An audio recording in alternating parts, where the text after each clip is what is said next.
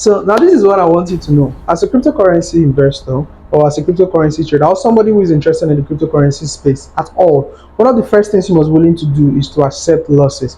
Losses is an important part of the game. And the fact that you can accept losses is one of the reason why you are going to win and you're going to be making profit off in the cryptocurrency space. So what do I mean? Most times when people come to me, they usually ask questions like, how do I trade or invest in cryptocurrency without losing any money? And I tell them it's not possible. Anybody that is telling you that it's possible basically is just out there to get your money. If you want to be in the cryptocurrency space, the first thing you must do is to accept that losing is a part of the game. Only then you will now ask yourself, how do I control how much I lose and how do I control how much I make off the market? So when you've been able to accept that and then you've now started asking yourself this question, it means you're on the right path to actually being a profitable crypto investor or a profitable crypto trader. But when you still go around asking people, how do I trade crypto without losing money? Then you begin to see people who will tell you that, okay, bring it here, I will trade for you. I have the 100% win rate and all that, which is not true. So if you want to learn, you must accept losses. And then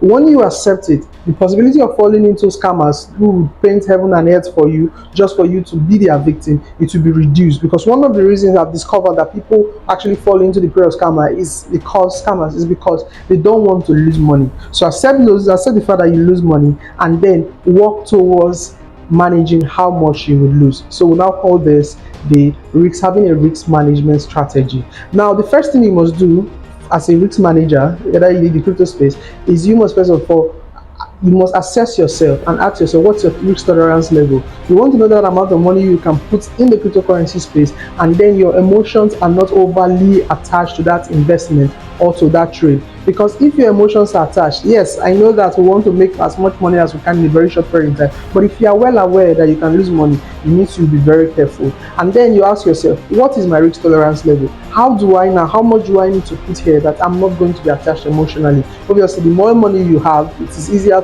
your risk tolerance becomes higher. So, but based on your level, your current level, or your current capacity, you ask yourself your risk tolerance level. Once you've been able to ascertain that, such that you're putting an amount of money that you know you are comfortable losing in the cryptocurrency space, then you begin to strategize other risk management. So I'm going to be sharing just 2 tips here that's going to help you. So if you're a crypto investor, for example, and you want to make an investment, the thing you do is you do a risk analysis on any particular coin. Now we have various coins, and these coins, they have different level of risk. You understand? Some of them are high risk, so we can categorize them as high, mid risk, and low risk. So high risk, and these are usually a factor of their market capitalization. So therefore, if you want to actually know the risk level of a particular asset, you're looking at the market capitalization of that particular asset.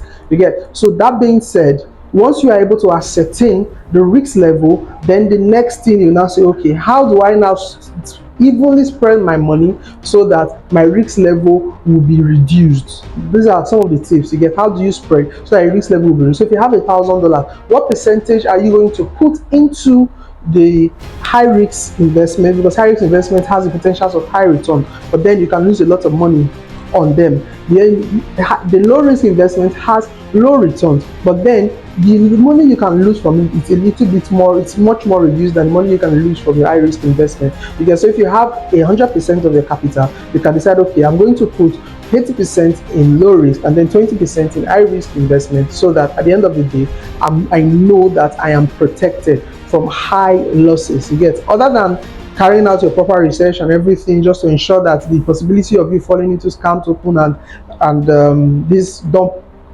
pump and dump tokens, these are ways you can actually still protect yourself as a risk manager. Then if you are a trader, one simple tip that I usually recommend anybody who is a trader to do is, if you have your investment capital, decide on every trade, risk the same percentage of your capital. Now there are some times where you become overly confident in the trade, the analysis that you made, and then the next thing, normally you've decided that in your trading strategy you are going to be risking only 1% of your account, but then you feel so overly confident in one of your trades, and then the next thing you are risking 10% of your account, or some people even go as much as risking 50% of their account because they believe so much.